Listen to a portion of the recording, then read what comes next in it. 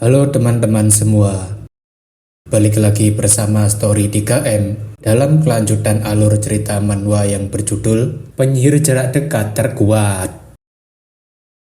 Baiklah, langsung saja kita masuk ke dalam alur ceritanya. Pada chapter sebelumnya, Luwin telah memenangkan kompetisi Battle Survival sebagai peringkat pertama dan mengalahkan Dompren.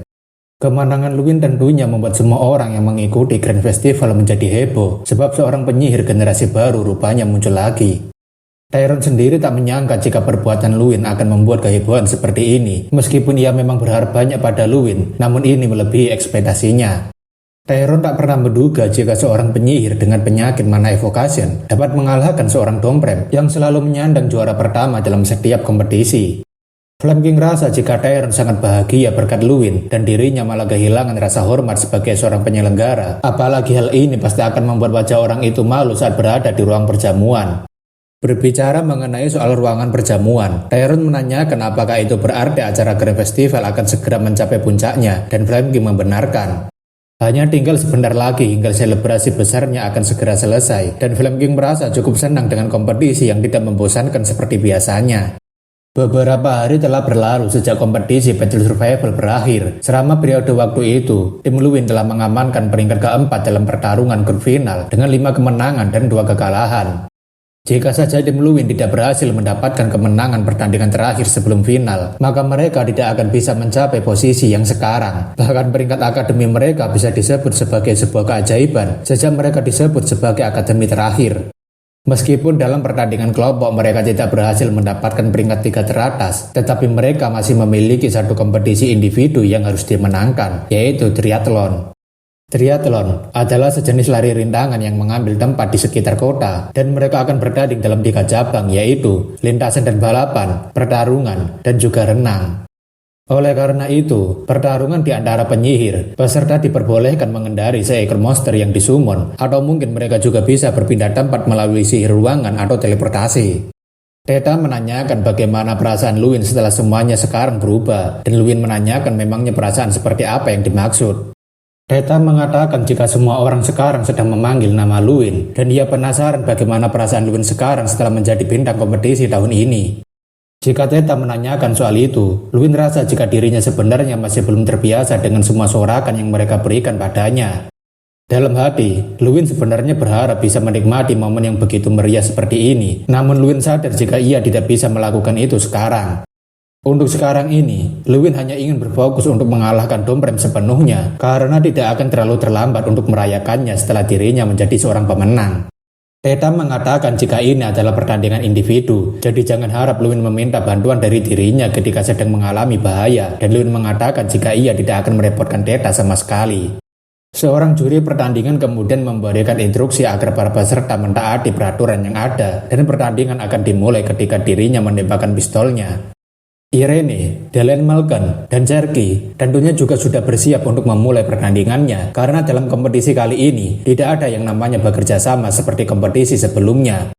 Ketika suara tembakan pistol berbunyi, semua peserta kompetisi kali ini langsung berlari dengan cara mereka masing-masing, seperti Theta yang menggunakan summonnya dan Cherky yang menggunakan sihir tersembunyinya. Semua orang bersorak ketika semua peserta pertandingan sudah mulai berlari secepat mungkin untuk menjadi yang pertama sampai di garis finish. Namun salah satu penonton kemudian memberitahu jika ada satu peserta yang ketinggalan di sebelah sana. Semua orang tentunya sangat terkejut karena Luwin Ardell masih belum melakukan apapun, dan bahkan dia terlihat sangat santai ketika semua peserta sudah mendahuluinya. Tentu saja, Luwin yang sebenarnya memiliki kemampuan fisik melebihi para penyihir lainnya, pastinya berpikir jika pertandingan seperti ini hanyalah sebuah permainan kecil baginya. Berbeda dengan Luwin yang masih santuy di belakang, Irene, Domprem, dan Dalen Malkan sedang berada di posisi paling depan. Tapi terlihat, Irene sedang berusaha lari dengan secepatnya, tetapi Dalian dan Domprem malah digendong oleh summonnya. Namun seperti yang sudah dijelaskan sebelumnya, pertandingan ini akan ada beberapa halangan dan rintangan, termasuk beberapa goblin yang sedang menghadang mereka, dan Irene merasa mereka akan sedikit terlambat. Dalian menanyakan apakah sebaiknya mereka bertiga bekerja sama untuk sementara mengalahkan segerombolan goblin itu, tetapi Irene mengatakan jika dirinya tidak terlalu suka untuk bekerja sama. Namun seperti biasanya, tanpa banyak omong kosong dan tidak peduli dengan Dalian dan Irene, Domprem tampaknya ingin menghabisi semua goblin ini sendirian. Dalam sekali tebasan, Domprem langsung membantai beberapa goblin yang menghalangi jalannya. Serangan itu sendiri mirip ketika Domprem menyerang kelompoknya Dalian. Irene rasa Domprem sama sekali tidak berubah, dan Dalian mengatakan meskipun ia sudah mengawasi Domprem selama 6 tahun, tapi kemampuannya selalu mengerikan, dan sebaiknya mereka berpisah saja untuk melawan goblinnya. Domprem sendiri saat ini telah menuruni kudanya dan akan terus menghabisi para goblin yang menghalangi jalannya untuk menjadi yang pertama mencapai garis finish. Namun tetap saja, Domprem merasa ada yang tidak beres karena dirinya sama sekali belum melihat orang itu muncul di hadapannya. Sambil menebaskan pedangnya ke arah goblin, Domprem berpikir apakah orang itu sudah melewati mereka terlebih dulu, tetapi ia rasa jika itu tidak mungkin. Domprem sangat yakin jika sejak awal dirinya adalah orang yang berlari paling depan, terlebih orang yang berada di belakangnya hanya ada Irene dan Dalian Malkan. Jika tebakan Domprem ini benar, maka seharusnya Luwin Ardell masih tertinggal di belakang, tetapi dirinya merasa heran kenapa orang itu malah berada di belakang mereka. Domprem kemudian menanyakan pada Irene soal keberadaan Luwin sekarang, dan Irene heran kenapa Domprem malah bertanya itu padanya. Domprem mengatakan rasanya sangat aneh ketika orang itu masih belum muncul sampai sekarang, dan Irene mengatakan jika ia sendiri tidak tahu, tetapi ia sadar memang terasa aneh jika ia pikirkan lagi. Sejauh ini, Irene telah menghabiskan banyak waktu berada di garis depan bersama dengan mereka, tetapi ia heran kenapa tidak ada satu orang pun yang muncul termasuk dengan Luwin. Dalian juga merasa apa yang dikatakan Irene benar adanya, sebab peserta lainnya harusnya memiliki waktu untuk mengejar mereka, tapi tidak ada satu orang pun yang menyusul mereka. Namun dikala mereka bertiga sedang berdiskusi, tampaknya sebuah ledakan besar terdengar sangat kuat di belakang mereka. Dari arah ledakan itu, tampaknya siluet seseorang juga muncul dari sekumpulan asap yang tercipta. Tidak salah lagi, orang yang muncul dari gumpalan asap itu adalah orang yang sedang dibicarakan oleh Domprem beserta dengan Irene dan Dalian. Luwin yang tadinya sedang asik bersantai di garis paling belakang, sekarang akhirnya dia sudah menyusul peserta yang berada di garis paling depan, dan Luwin berkata akhirnya ia bisa menyusul mereka bertiga. Domprem tentunya cukup waspada dengan kehadiran Luwin yang muncul melewati peserta lainnya. Irene kemudian menanyakan bagaimana dengan peserta yang lainnya, karena seharusnya mereka juga harusnya sudah menyusul mereka. Luwin mengatakan Irene tidak perlu khawatir karena semua peserta yang di belakangnya tidak akan menyusul mereka, atau bisa diartikan, Luwin sudah mengeliminasi mereka semua. Sebelumnya, atau mungkin kita kembali saat Luwin masih bersantai, semua penonton sedang kebingungan kenapa Luwin hanya berdiam diri saja di sana, padahal pertandingannya sudah dimulai. Luwin sebenarnya telah menunggu lama hari ini, sejak dirinya memutuskan mengikuti acara Grand Festival. Setelah berlatih fisik selama setengah tahun lamanya, kompetisi ini adalah pertandingan yang paling ia yakini bisa ia menangkan. Tapi karena dirinya adalah seorang penyihir jarak dekat, jika dirinya menunjukkan punggungnya pada lawan yang mengejarnya dari kejauhan, maka itu akan merugikan dirinya sendiri. Oleh karena itu, Luwin harus menciptakan peluangnya tersendiri dan menghindari kelemahannya tersebut. Dengan berbekal sebagai karakter utama dalam manhwa, Luwin akan mengalahkan satu persatu di antara mereka dari belakang dan menuju ke barisan paling depan. Mendengar ada suara keributan di belakang mereka, beberapa peserta tentunya melihat ke arah belakang mereka karena penasaran. Namun rupanya, di saat mereka melihat ke belakang, Luwin langsung menabrak mereka tanpa sempat menghindari ataupun bertahan. Bisa dibayangkan bagaimana seseorang tiba-tiba ditabrak mobil yang melaju dengan kencang. Tak hanya sekali dua kali, Luwin terus menabraki para peserta sekaligus mengeliminasi mereka semua supaya tidak ada lagi yang mengejarnya dari belakang. Mereka yang tertabrak kecepatan Luwin tentunya terkejut dan menanyakan apa yang sedang terjadi dan kenapa mereka semua harus terpental seperti ini. Ya, mereka sendiri tidak tahu jika itu adalah perbuatan Luwin. Tak hanya peserta lain, bahkan Teta sendiri penasaran dengan apa yang sedang terjadi di belakangnya. Teta benar-benar terkejut karena Luwin sudah sampai di belakangnya saja, dan ia menanyakan sejak kapan Luwin sampai, tetapi Luwin malah menanyakan bagaimana kabar Teta sekarang. Luwin mengatakan harusnya Teta tahu maksudnya ketika ia menanyakan kabar Teta sembari berlari dengan kencang seperti ini. Teta paham jika Luwin bermaksud untuk mengajaknya melakukan pertarungan final mereka mumpung ada waktu, jadi Teta senang karena Luwin langsung datang mencarinya. Luwin meminta maaf pada Teta karena dirinya tidak akan melakukan pertarungan yang membuang waktunya, jadi ia akan langsung mengakhirinya. Dengan menendang salah satu kaki Guardian panggilan Teta, Guardian itu langsung kehilangan keseimbangannya dan membuat Teta harus terjatuh dari Guardian miliknya tanpa sempat memberikan perlawanan balik. Irene menanyakan apakah Luwin benar-benar sungguh telah mengeliminasi semua peserta ketika sedang berlari menyusul mereka bertiga. Luwin mengatakan jika dirinya hanya mengeliminasi sebagian saja karena sisanya menyerah dengan sendirinya, jadi ia bisa dengan cepat menyusul mereka bertiga. Luwin juga menanyakan pada Domprem apakah sebaiknya mereka menyelesaikan urusan mereka sekarang karena sudah tidak akan ada lagi yang mengganggu pertarungan mereka. Meski sangat kesal, tetapi Domprem mengatakan jika hasilnya tidak akan sama seperti ketika Luwin mengalahkannya karena ia sekarang tidak akan lengah terhadap Luwin. Luwin dan Domprem sekarang tampaknya akan memulai ronde kedua dari pertarungan mereka, sebab waktu itu Domprem lengah dan meremehkan kemampuan Luwin yang sebenarnya. Namun sebelum mereka berdua akan memulai pertarungannya, tampaknya beberapa orang sedang melaju dengan cepat dan akan menyusul Luwin. Domprem mengatakan jika sebenarnya ia ingin sekali melawan Luwin sekarang, tapi tampaknya ada beberapa orang yang sedang berusaha mengejar Luwin, jadi Domprem akan menunggu Luwin di lain kesempatan. Sembari menaiki kuda panggilannya, Domprem mengatakan sebaiknya mereka menyelesaikan urusan mereka setelah melewati rintangan di depan sana.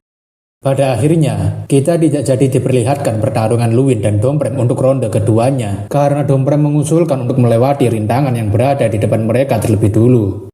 Melihat Domprem yang seenak jidat, Dalian menanyakan apakah orang gila ini berniat untuk menerobos rintangan secara paksa. Dalian memberitahu jika rintangan yang ada di depan mereka ini adalah zona perangkap yang tidak bisa diterobos hanya dengan menggunakan tekad saja. Tetapi tampaknya, Domprem tidak peduli dengan hal itu dan langsung meluncur seenaknya. Luwin sendiri tampaknya tidak ingin protes apapun dengan usulan dari Domprem barusan, sebab akan menyebalkan jika ada yang mengganggu pertarungan mereka berdua, tetapi ia tak menyangka jika Domprem akan nekat menerobos zona perangkap. Trap zone atau zona perangkap. Dalam beberapa kasus, kastil seperti ini memiliki banyak perangkap untuk menjaga harta, dan sekarang setelah menyelesaikan pekerjaan penggalian di dalam kastil, tempat itu sekarang menjadi penuh jebakan.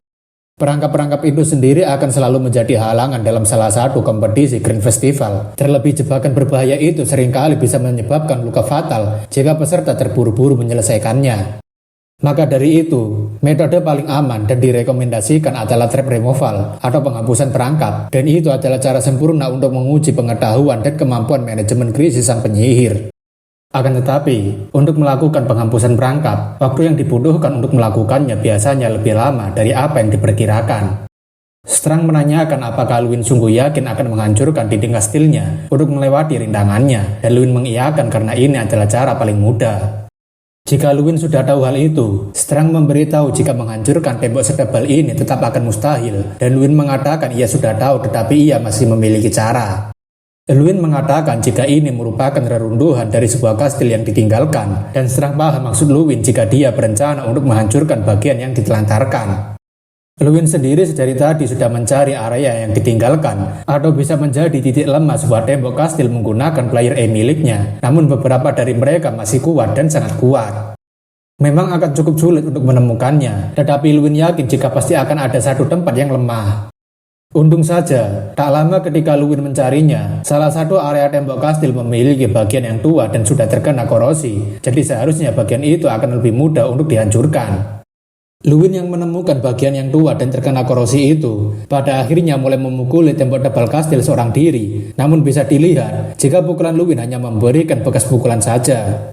Dalian tentunya heran kenapa orang itu malah melakukan hal konyol seperti itu, sebab tak mungkin dia bisa menghancurkan tembok kastil yang tebal ini, tapi Irene mengatakan tak usah kaget dengan Luwin karena ini adalah cara aneh Luwin.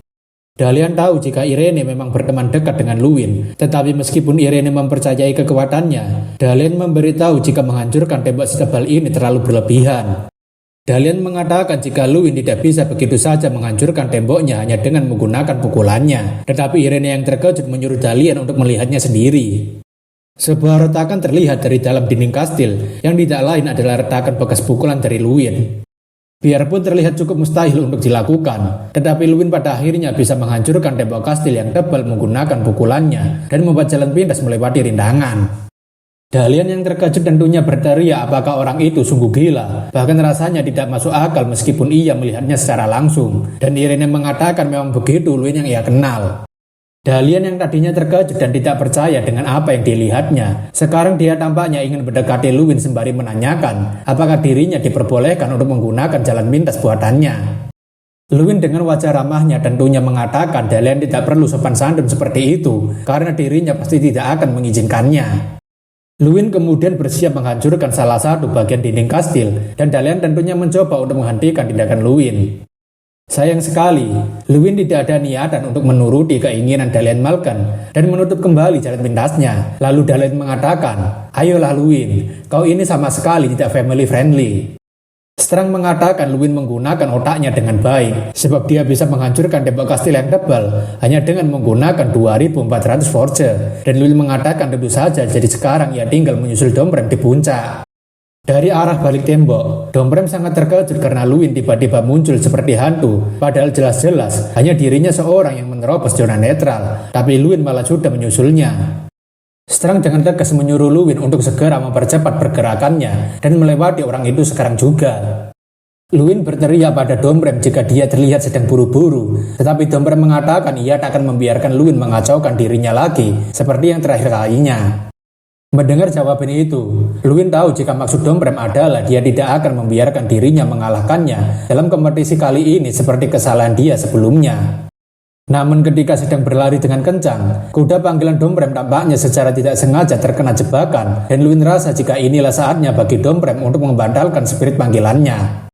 Luwin kemudian mengejek jika Domprem sedari tadi berlari seperti ini dan tidak pernah menaiki kuda panggilan tadi, maka Domprem tidak akan pernah bisa berada di depannya. Domprem tentunya kesal dengan provokasi Luwin yang meremehkannya, dan dia berniat untuk memberikan serangan pada Luwin. Dalam sekejap, Domprem menebaskan pedangnya ke arah Luwin. Namun untungnya, Luwin sudah bersiap akan serangan dari Domprem dan menghindari tebasannya.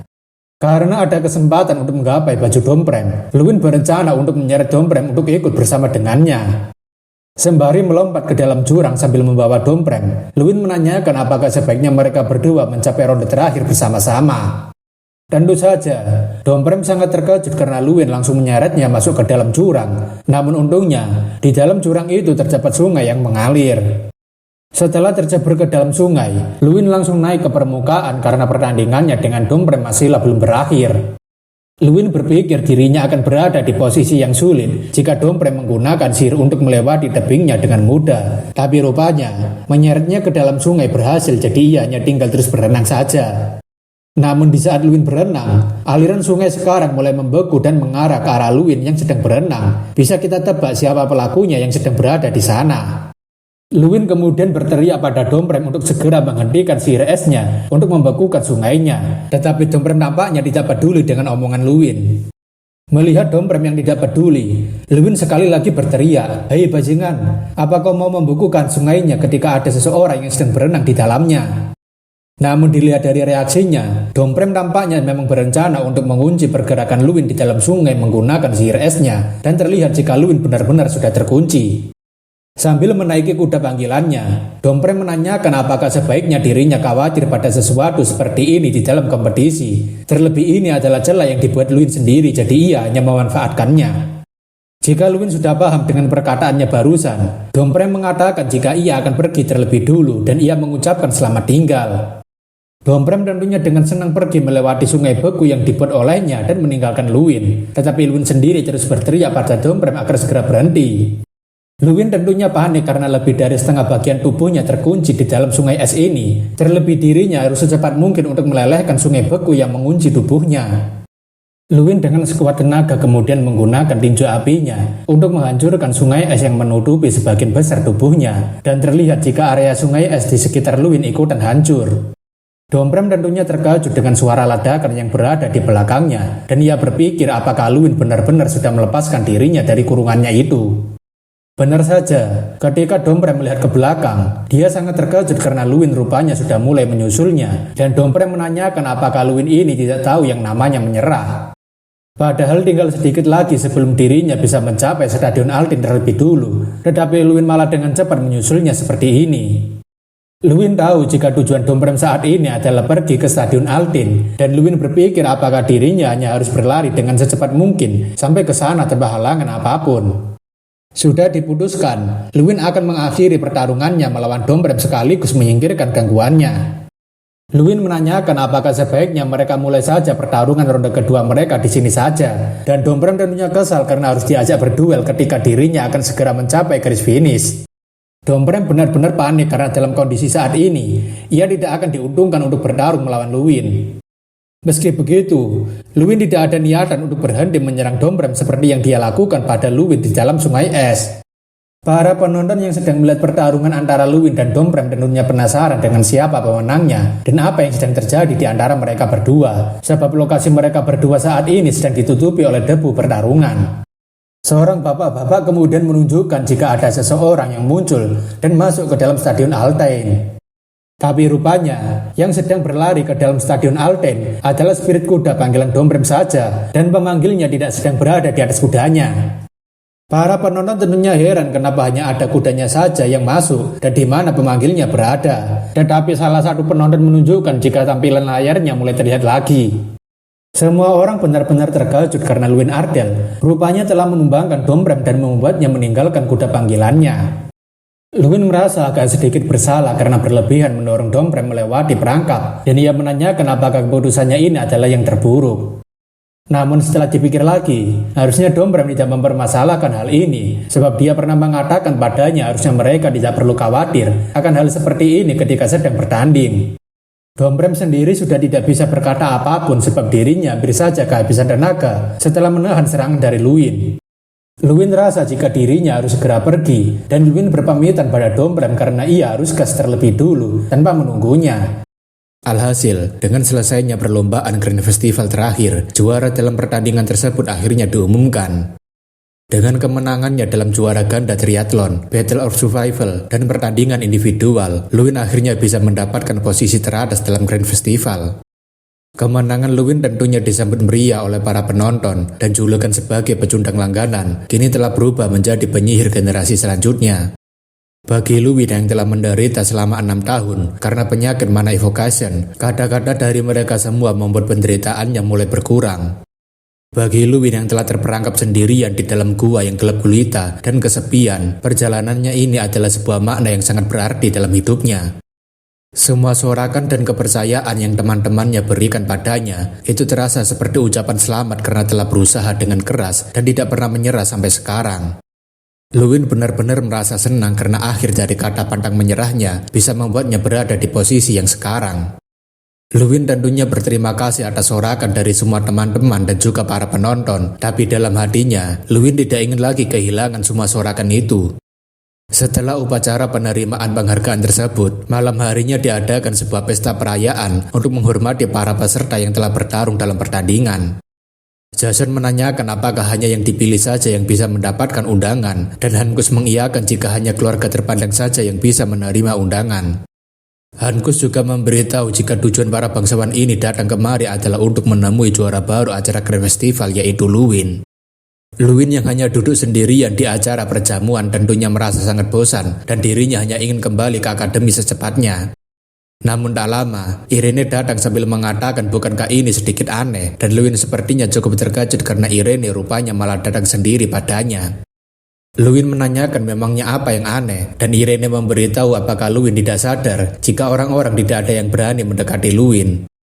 Luwin mengatakan itu mungkin karena dirinya terlihat seperti serigala kesepian yang galak sebab dirinya datang ke perjamuan hanya dengan pakaian sembarangan.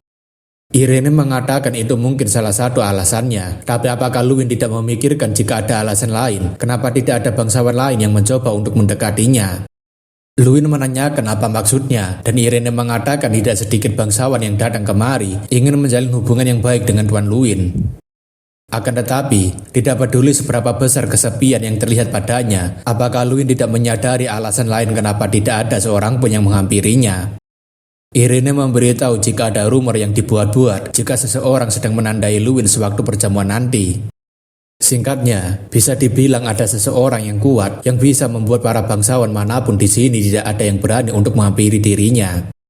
Luwin tentunya penasaran memangnya siapa orangnya, dan Irene mengatakan Luwin sebentar lagi juga akan tahu siapa orangnya. Seorang kepala pelayan kemudian memberitahu jika mereka akan segera memulai acara perjamuan makan malamnya, dan para siswa perwakilan dari 32 sekolah diharapkan untuk mengikutinya. Setelah para siswa dari perwakilan 32 sekolah masuk, mereka disuguhkan dengan berbagai macam minuman dan juga makanan. Selain itu, ada satu set tempat duduk mewah seperti meja untuk makan malam Framking dan itu pun diletakkan bersama dengan para perwakilan sekolah. Acara perjamuan ini dikenal sebagai sesi turnamen kecerdasan dengan penyamaran sebuah makan malam, dan bagi para siswa dengan nilai rendah, itu sama saja seperti perjamuan di atas guillotine.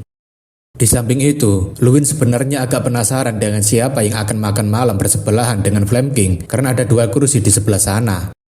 Luwin awalnya berpikir jika ini hanya akan menjadi perjamuan bersama dengan Flame King, tapi tampaknya ada tamu terhormat yang akan mendampinginya. Tak lama setelah itu, pelayan yang meminta para siswa untuk ikut dengannya memberitahu jika Yang Mulia telah tiba. Para siswa perwakilan tentunya langsung berdiri untuk menyambut kedatangan Flame King yang menjadi tuan rumah dalam acara perjamuan kali ini. Bulu kuduk Luwin rasanya sangat merinding karena tidak hanya julukan Flame King, tapi dia juga dipanggil sebagai Yang Mulia. Namun tak disangka, Flame King mempersilahkan seseorang untuk masuk, dan Luwin tentunya terkejut karena Flame King berkata sopan pada orang itu. Pria dengan topi koboi kemudian masuk sambil mengatakan ia berharap hal seperti ini tidak mengganggu makan malamnya ayah angkat. Luwin yang baru pertama kali melihat wajah orang itu tentunya berpikir siapa dia dan kenapa Flame King dipanggil sebagai ayah angkat. Namun benar-benar tidak disangka, pria bertopi koboi itu adalah sang putra mahkota, dan semua orang langsung bersujud kecuali Luwin yang sangat terkejut. Luwin tentunya jadi panas dingin karena dirinya sangat tidak menduga jika putra mahkota akan datang dengan sendirinya di acara perjamuan kali ini. Di acara perjamuan makan malam yang seharusnya penuh dengan kebahagiaan, tapi tampaknya semua orang hanya berdiam diri seperti patung. Bahkan, beberapa dari mereka sampai ada yang salah tingkah karena bingung harus bagaimana dengan situasi yang hening dan tegang seperti ini. Anda sudah berapa lama, tapi semua orang yang berada di sana hanya terdiam tanpa berkata-kata, bahkan makanan dan minuman tidak mereka sentuh. Flame King kemudian berkata, dari 11 orang yang dirinya didik, tidak ada satupun yang pernah mengalahkan Luwin Ardell, dan apakah perbedaan kemampuannya begitu jauh? Flame King mengatakan jika dirinya sangat kecewa, dan bahkan merasa malu untuk menyebut ke-11 anak ini sebagai anak-anaknya. Domprem yang merasa tersindir tentunya mengatakan jika dirinya berjanji tidak akan pernah mengulangi pemandangan menyedihkan seperti ini kepada Flame King lagi. Flame King mengatakan menjadi peringkat kedua hanyalah sebuah ilusi yang dibuat oleh orang-orang tidak kompeten, dan apa yang terbukti dari Grand Festival ini adalah sebuah pepatah yang berbunyi, seekor naga bisa bangkit dari sebuah sungai kecil tidaklah salah. Luwin tentunya merasa suasananya tidak nyaman, seperti sudah diatur untuk mempermalukan ke-11 anaknya dan dirinya terus dimanfaatkan untuk tujuan tersebut. Namun tidak hanya Flame King saja, Luwin juga merasa tidak nyaman karena putra mahkota sedari tadi terus memandangnya dengan tajam. Somerton Reinhardt adalah orang yang mengasingkan para saudara kandungnya ke federasi-federasi dan menjadi satu-satunya putra mahkota. Walaupun ketidakberuntungannya terlahir sebagai anak ketiga, tapi dia memanfaatkan pikirannya yang tajam dan pemahaman politiknya yang luar biasa sebagai senjatanya. Selain itu, Somerton juga dikenal sebagai orang yang memiliki keterampilan militer dan sipil, serta seseorang yang sangat perfeksionis. Hal itu tentunya mengingatkan Luwin pada perkataan Irene, jika seseorang yang kuat tersebut pastilah sang putra mahkota itu sendiri. Flame King kemudian menanyakan pada Luwin bagaimana perasaannya setelah memenangkan kompetisi Grand Festival dan mengalahkan 11 penyihir generasi selanjutnya. Luwin tentunya terdiam sejenak sebelum menjawabnya karena dirinya harus berhati-hati sebab ini juga menyangkut perjuangan orang lain. Luwin mengatakan jika pertanyaan semacam ini rasanya kurang nyaman untuk dijawab dan Flame King menanyakan memangnya kenapa tidak nyaman. Luwin mengatakan ia puas dengan hasil turnamennya, tapi yang membuatnya tidak nyaman adalah Flame King yang mencemooh usaha para siswa lainnya dan menggunakan dirinya sebagai sebuah provokasi. Irene tentunya mencoba menghentikan perkataan Luwin barusan, tapi sayangnya semua orang sudah mendengarkan perkataan Luwin yang seperti sedang menantang balik Flame King. Flame King mengatakan jika dirinya tidak memanfaatkan pencapaian Luwin sebagai bahan provokasi, melainkan ia menggunakannya sebagai nutrisi yang menguntungkan bagi pertumbuhan perasaan inferioritas para siswa. Luwin mengatakan jika perkataan Flame King seperti sebuah provokasi yang berisikan kebencian ke arahnya, dan tentunya hal tersebut berbeda dengan tujuan Flame King barusan. Menunjukkan kekurangan mereka untuk memperkuat keinginan untuk berkembang dan memaksakan inferioritas serta menanamkan permusuhan adalah sesuatu yang berbeda. Luwin mengatakan dirinya tidak berasal dari sungai yang kecil karena kampung halamannya yaitu Ardell sangatlah indah meskipun memang kecil. Akan tetapi, menurut Luwin, Akademi Ignite bukanlah sebuah tempat yang bisa dengan mudah diperlakukan sebagai sungai kecil seperti yang Flame King katakan barusan. Mendengar ucapan Luin barusan, tentunya hal tersebut membuat Flamking menjadi sangat berapi-api dengan keberanian bocah yang satu ini.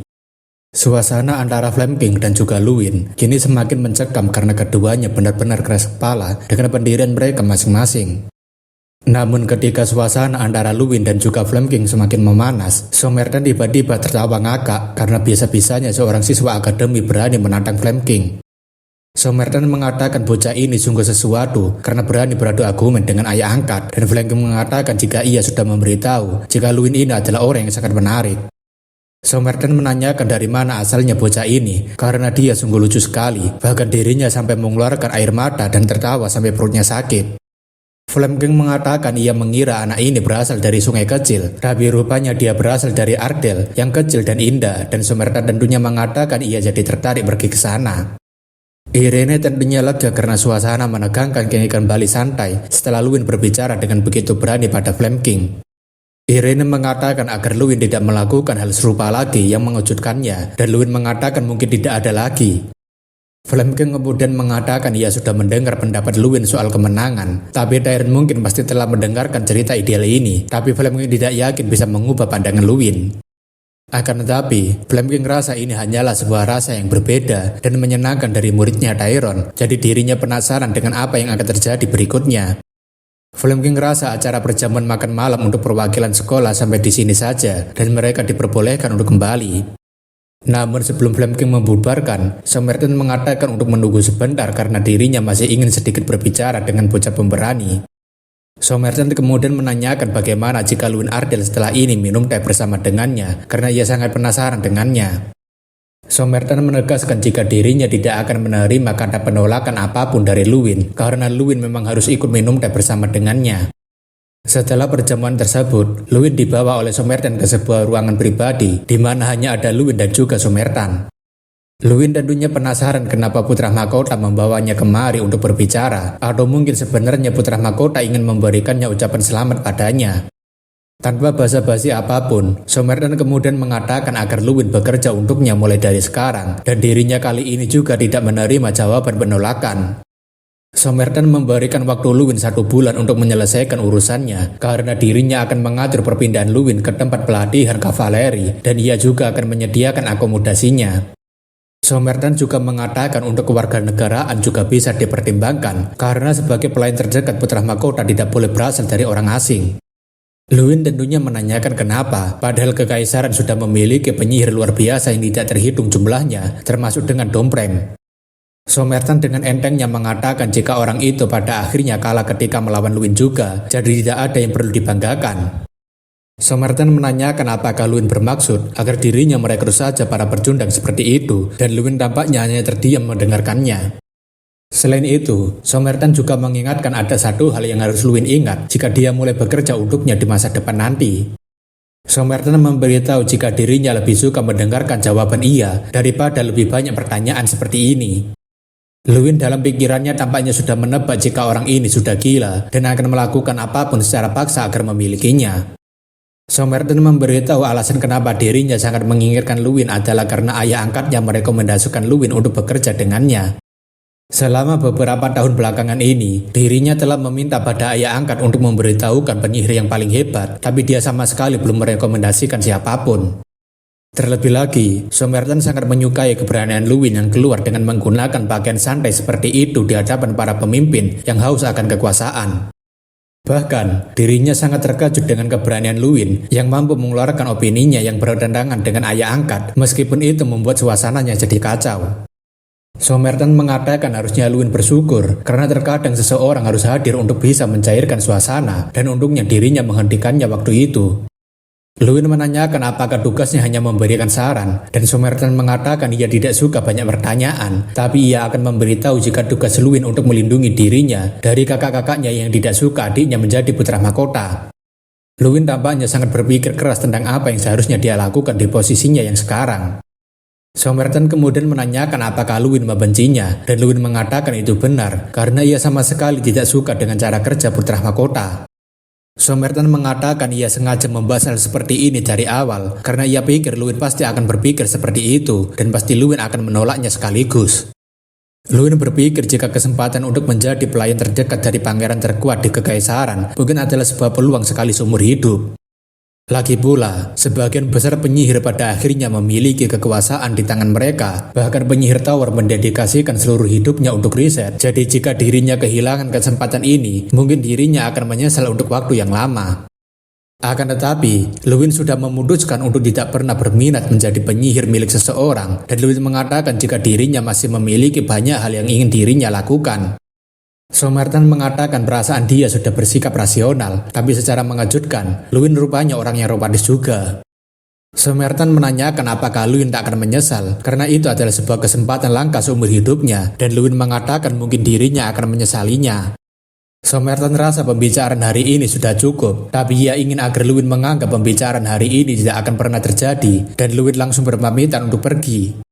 Selagi Luwin berjalan, Somerton mengatakan orang-orang menjuluki Luwin sebagai permata paling bersinar pada Grand Festival baru-baru ini. Somerton memberitahu hobinya adalah mengkoleksi perhiasan, dan sejauh ini tidak ada sebuah perhiasan yang tidak bisa dirinya miliki, dan apakah Luwin tahu alasannya kenapa? Singkatnya, Somerton mengatakan jika perhiasan-perhiasan yang tidak bisa dirinya miliki, dirinya secara pribadi akan menghancurkan perhiasan tersebut yang tidak bisa dirinya miliki. Luwin sudah menduga jika orang ini pasti adalah orang gila, dan dia akan menggunakan segala cara untuk bisa mendapatkan apa yang dia inginkan. Namun bodoh amat dengan ucapan Somerton, Luwin langsung membuka pintunya dan pergi menjauh dari orang gila yang ingin mengambil kebebasannya. Setelah bertemu dengan Somerton, Luwin masih berpikir apakah pilihannya tadi adalah pilihan yang tepat, karena kata-kata pangeran jelas-jelas adalah sebuah ancaman. Tetapi tetap saja, Luwin sudah bertekad jika dirinya akan menjadi seorang penyihir yang berpegang teguh pada identitasnya, dan seseorang tidak bisa begitu mudahnya mengambilnya. Tak lama kemudian, Jason dan Hankus mendatangi Luwin sambil mengatakan jika mereka sedari tadi mencarinya. Jason menanyakan apakah Luwin secara diam-diam berkencan dengan seorang wanita, tapi Luwin mengatakan bukan seperti itu. Di sisi lain, Somerton penasaran tentang orang yang direkomendasikan oleh ayah angkat, karena dalam banyak hal, bocah itu rupanya cukup hebat. Flemking menanyakan sepertinya situasi yang dialami oleh Somerton tidak mudah diselesaikan, dan Somerton mengatakan ia sudah mengancamnya tapi itu sia-sia. Flemking menanyakan apakah Somerton akan menyerah begitu saja, dan Somerton sambil tertawa mengatakan jika dirinya tak akan melakukannya. Somerton mengatakan seharusnya ayah angkat sudah mengenalnya dengan baik, khususnya tentang keinginan dirinya untuk mengoleksi sesuatu yang bersinar. Somerton mengatakan jika pada akhirnya Luwin Ardell akan menjadi miliknya karena dirinya telah memutuskan seperti itu. Pagi harinya, setelah istirahat yang cukup, Luwin kembali berlatih seperti biasanya, di mana dia harus melakukan pukulan, tendangan, dan tendangan memutar sampai 5.000 kali. Luwin lega karena dirinya telah berhasil melewati kuasa harian ini sampai saat ini. Meskipun begitu, latihan ini terasa lebih ringan dibandingkan biasanya. Sambil rebahan, Luwin mengatakan dirinya tetap saja kelelahan setelah latihan seperti tadi, tapi serang mengatakan jika tubuh Luwin setiap harinya semakin membaik dengan latihan seperti itu. Luwin mengatakan jika dirinya tidak ingin mendengarkan perkataan seperti itu dari seorang pria, tapi serang mengatakan apa maksudnya, padahal dirinya ini adalah seorang wanita. Luwin yang terkejut tentunya menanyakan bagaimana bisa serang menjadi seorang wanita, dan apakah seorang Demon God memang bisa memiliki jenis kelamin. Strang mengatakan siapa bilang Demon God tidak memiliki jenis kelamin, padahal Luwin sedari awal tidak pernah bertanya soal itu sejak awal, dan dirinya memang sudah dilahirkan seperti ini. Luwin mengatakan jika dia memang seorang wanita, tapi kenapa dia dengan santainya mandi bersama dengannya, dan serang mengatakan ia tidak melihat apapun di sana. Luwin tentunya mengatakan itu berarti Strang sebenarnya melihat semuanya jika dia bilang tidak melihat apapun di sana, dan Strang tampaknya kebingungan harus mencari alasan seperti apa. Luwin mengatakan jika memang sudah terjadi apa boleh buat, jadi dirinya akan pergi terlebih dulu dan membersihkan dirinya duluan. Strang tentunya mengatakan dirinya mau ikut, tapi Luwin mengatakan mulai sekarang tidak ada lagi gurauan seperti sebelumnya. Karena kompetisi Grand Festival telah usai, perwakilan Akademi Ignis memutuskan untuk segera kembali ke kampung halaman mereka masing-masing. Jason mengatakan dirinya akan pergi duluan, jadi ia ingin agar Luwin baik-baik saja dan tetap sehat, tapi Luwin mengatakan apa maksudnya padahal dirinya tidak akan mati. Setelah salam perpisahan tersebut, Akademi Ignite akhirnya kembali ke tempat asal mereka dan meninggalkan Luwin seorang diri yang masih memiliki urusan. Seseorang yang akan menjadi pemandu Luin mengatakan sebaiknya mereka segera berangkat sekarang juga, supaya mereka tidak sampai ketinggalan acaranya. Sebagai penjelasan, karena Luin adalah juara utama dalam kompetisi Grand Festival, dia harus pergi ke Leeuwarden untuk memenuhi jadwalnya sebagai juara utama. Sementara itu, orang yang memperkenalkan dirinya sebagai Stray Cat adalah seorang pemandu dari Magic Tower. Luin tentunya mencoba melihat informasi tentang Stray Cat, namun player E tidak mampu mengenali namanya, yang berarti pemandu ini memiliki kemampuan yang hebat. Luin berpikir jika Stray Cat ini memiliki kekuatan yang sebanding atau lebih tinggi daripada para profesor di Akademi Sihir, dan satu-satunya yang bisa dirinya perkirakan adalah umurnya yang mendekati 30 tahun. Stray Cat kemudian membacakan pada Luin tentang agenda nanti, di mana Luin akan mengunjungi istana kekaisaran terlebih dulu untuk menerima ucapan selamat setelah mereka sampai. Namun ketika Stray Cat akan melanjutkan jadwal selanjutnya, Luin memotong perkataan Stray Cat dengan mengatakan agar Stray Cat berbicara lebih santai dengannya. Luin memberitahu jika dirinya baru mencapai usia 16 tahun, jadi tidak perlu sopan seperti itu, tapi Stray Cat mengatakan dirinya lebih nyaman seperti ini. Stray Cat kemudian melanjutkan jadwal yang akan Luin lakukan, tapi dalam pikirannya, Luin merasa mereka ini sangatlah teliti dan profesional dalam bekerja. Stray Cat juga mengatakan jika Luin juga akan pergi ke Magic Tower untuk dipilih oleh sebuah artefak, dan Luin menanyakan apa maksudnya dipilih artefak. Stray Cat menjelaskan mungkin saja Luin tak akan terpilih sama sekali, tapi secara harfiah, artefak yang dimaksud bisa memilih tuannya sendiri. Luin tentunya paham apa yang dimaksud dengan Stray Cat, karena King Ram sendiri adalah sebuah artefak yang memiliki kesadarannya sendiri. Stray Cat juga memberitahu jika jadwal Luin yang terakhir adalah untuk menyelesaikan tugas yang nantinya akan diberikan. Biasanya sebagai seorang murid, Luin tidak akan diberikan sebuah misi secara resmi, tapi pemenang dari Grand Turnamen adalah sebuah pengecualian, karena itu adalah sebuah acara untuk mengumumkan para penyihir generasi berikutnya ke seluruh dunia. Luin menanyakan apakah itu seperti sebuah undangan, dan Stray mengatakan tepat sekali, jadi Luin bisa memilih salah satu misi yang telah disediakan di dalam daftar. Luin tentunya berpikir kira-kira dirinya akan mengambil misi seperti apa, karena bentuk misinya bermacam-macam, mulai dari pencarian, penaklukan, pembunuhan, dan penggalian informasi. Namun selagi Luin kebingungan mau memilih yang mana, Strang membisikkan sesuatu pada Luin tentang misi yang seharusnya dia ambil. Luin menanyakan apakah Strang yakin agar dirinya mengambil misi yang satu ini, dan Strang mengiyakan karena ini adalah kesempatan besar bagi Luin, kemungkinan misinya berhubungan dengan peninggalan Draka. Luin kemudian memberitahu jika dirinya akan mengambil misi yang satu ini, dan Stray senang karena Luin dengan cepat memutuskannya. Setelah beberapa saat, Luin bersama dengan Stray Cat akhirnya telah tiba di Leeuwarden, di mana itu adalah tempat Luin akan menerima hadiah atas keberhasilannya. Stray Cat mengatakan jika ini adalah Istana Moran, yang merupakan istana keduanya Putra Mahkota, jadi Luin dipersilahkan untuk masuk sebab semua orang sudah menunggunya. Stray Cat kemudian berpamitan pergi, tapi Luin mengatakan tunggu sebentar, sebab dirinya berpikir jika Stray Cat akan menemaninya masuk. Namun tampaknya, selagi Luin ribut dengan Stray Cat, seseorang membukakan pintu aula istana untuknya. Lebih mengejutkannya lagi, orang yang membukakan pintunya adalah sang putra mahkota itu sendiri, yaitu Somertan. Somertan dengan gagah berani mengucapkan selamat datang pada Luin Ardell di kerajaannya, dan Luin sepertinya tidak punya pilihan lain selain berhadapan dengan pangeran gila ini. Setelah masuk, hadiah pertama yang Luin dapatkan dari putra mahkota sebagai hadiahnya adalah 10.000 koin emas, dan jumlah ini sendiri melebihi biaya tahunan dari wilayah Ardell sendiri. Somertan mengatakan jika Luin menginginkan tambahan lagi, dia bisa datang kapanpun saja padanya, dan Istana Moran akan selalu terbuka untuk Luin jika dia berubah pikiran. Luin merasa jika putra mahkota masih belum menyerah pada dirinya, tapi Luin langsung pergi saja dari sana dan melanjutkan ke jadwal berikutnya. Luin mengatakan jika orang-orang istana memiliki stamina yang bagus untuk mengelilingi tempat yang luas seperti ini, tapi Stray Cat mengatakan agar Luin berhenti berbicara tidak bermakna karena Tuan Flame King sudah menunggunya. Luin tentunya berpikir jika semua orang yang tinggal di sini sangatlah kaku, bahkan tak ada seorang pun yang bisa dirinya ajak bergurau. Stray Cat menanyakan apakah Luin sudah yakin akan mengambil misi seperti itu, karena dia mungkin akan lebih kesulitan dibandingkan biasanya. Luin mengatakan dirinya sudah yakin akan mengambilnya, jadi entah apapun resikonya, dirinya sendiri telah siap menanggung resikonya. Striker tentunya jadi penasaran apa yang akan Flame King katakan jika dia mendengar Luwin memilih misi yang paling sulit, dan Luwin mengatakan sepertinya itu terlihat menyenangkan. Setelah membuka pintu, Flame King menyambut Luwin dengan hangat dan ia sangat menantikan bisa bertemu dengannya lagi.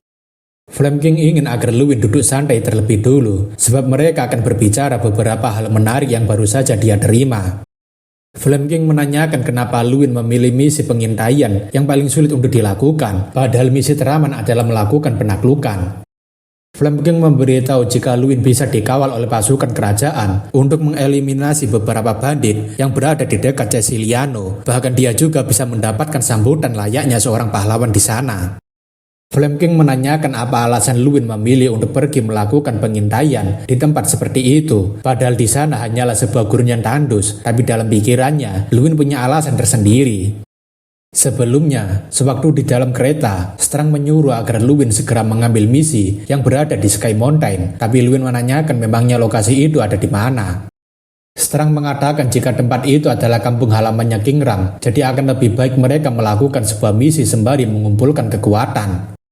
Ditambah lagi, Strang memberitahu jika Sky Mountain adalah tempat di mana Draka tinggal selama ratusan tahun lamanya, jadi mungkin mereka bisa menemukan beberapa peninggalannya. Sky Mountain adalah sebuah tempat yang berada di ujung utara Radiant Kingdom yang kabarnya ditinggali oleh para Ancient Ogre. Akan tetapi, tempat yang katanya ditinggali oleh Ancient Ogre itu sekarang tidak pernah terlihat sekalipun adanya Ogre yang muncul, kecuali artefak King Ram yang ada di Akademi. Hal tersebut dikarenakan semua ogre telah mati pada masa Great War yang panjang, dan kebanggaan para ogre itu sendiri adalah mati secara terhormat dalam sebuah peperangan. Tempat yang sempat ditinggali oleh Ancient Ogre yang sekarang telah punah disebut sebagai Westeland atau Gurun. Ada sebuah alasan kenapa misi untuk mencari tempat itu dinilai sangat sulit, yaitu karena adanya sebuah pelindung yang tidak bisa dibatalkan oleh magic apapun. Sejauh ini, tidak terhitung banyaknya peneliti dan penyihir yang mengerti tentang pelindung itu, dan misinya adalah untuk mengetahui asal-usul pelindung tersebut. Kembali lagi bersama dengan Luwin, di mana Flame King penasaran kenapa Luwin tertarik untuk mencari sebuah gurun yang kosong itu. Flame King menanyakan apakah Luwin merasa teorinya menarik seperti dongeng anak-anak yang mengatakan bahwa kemarahan para dewa ogre mengubah tempat itu menjadi sebuah tempat suci. Luwin berpikir jika orang lain tak akan memiliki alasan apapun untuk peduli pada Westeland yang sekarang, karena dirinya memiliki tujuan lain dalam misi tersebut. Tanah di mana sang Destroyer of War, yaitu Draka, tinggal selama ratusan tahun, hanya dengan fakta itu saja sudah cukup bagi Luwin untuk pergi dan mencari tahu perjalanan Draka. Luwin kemudian beralasan pada Flame King jika dirinya tertarik untuk mengambil misi tersulit saja, tapi Flame King menyarankan agar Luwin segera mengganti misinya jika dia gengsi mengambil misi yang mudah. Flame King memberitahu tingkat kesulitan yang disebutkan tidak berarti mengindikasikan banyak peluang untuk pencapaian, karena itu hanya sebuah tingkat kesulitan yang diberikan karena sebuah misteri yang belum terpecahkan. Luwin mengatakan bukankah jika ada seorang penyihir berusia 16 tahun menemukan jawaban atas misteri tersebut, itu akan menjadi pencapaian yang luar biasa. Flame King mengatakan Luwin mungkin saja bisa menjadi satu-satunya pecundang misi dalam sejarah Great War, tapi Luwin tetap mengatakan itu juga bisa disebut sebagai pencapaian luar biasa. Flame King tampaknya semakin tertarik dengan alasan kenapa Luwin bisa begitu percaya diri, bisa menyelesaikan misi yang mustahil untuk dipecahkan. Flame King menanyakan apakah Luwin tahu alasan kenapa dirinya merekomendasikannya kepada putra mahkota, tapi Luwin mengatakan tidak tahu. Flame King mengatakan jika dirinya bisa menahan Luwin di kerajaan Liberdain, dirinya bisa mengawasi setiap tindakan yang Luwin lakukan ke depannya. Luwin tentunya hanya terdiam sambil berkeringat dingin, karena Flame King begitu ingin mengawasi setiap tindakannya. Flame King mengatakan kemampuan unik Luwin membuatnya penasaran apakah itu ada hubungannya dengan alasan kenapa Luwin mengambil misi yang paling sulit. Entah mau seperti apa Luwin akan bertindak, yang pasti Flame King akan memberitahu jika dirinya akan selalu mengawasi apa yang Luwin lakukan. Setelah pertemuan tersebut, Luwin berkata dirinya sudah memutuskan, tapi ia masih tidak yakin apakah dirinya bisa menyelesaikannya dengan baik, dan sedang menanyakan apakah Luwin takut tidak bisa menemukan apapun. Luwin mengatakan hanya sedikit, lagi pula itu adalah sebuah dunia yang telah terpinggirkan selama berabad-abad, tapi tetap saja ia penasaran apakah ada sesuatu yang bisa ditemukan. Strang mengatakan sejauh ini para manusia masih belum bisa menemukannya, dan seharusnya Luwin bisa menemukannya, tapi Luwin mengatakan dirinya juga adalah seorang manusia. Strang mengatakan kemampuan Luwin sudah melebihi seorang manusia biasa, tapi tak lama seseorang meminta untuk masuk ke dalam kamar Luwin dan Luwin mempersilahkan mereka untuk masuk. Luwin kemudian menyapa babi hutan dan kucing liar, tapi hal itu tentunya membuat Strang menanyakan kenapa Luwin memanggil mereka seperti itu.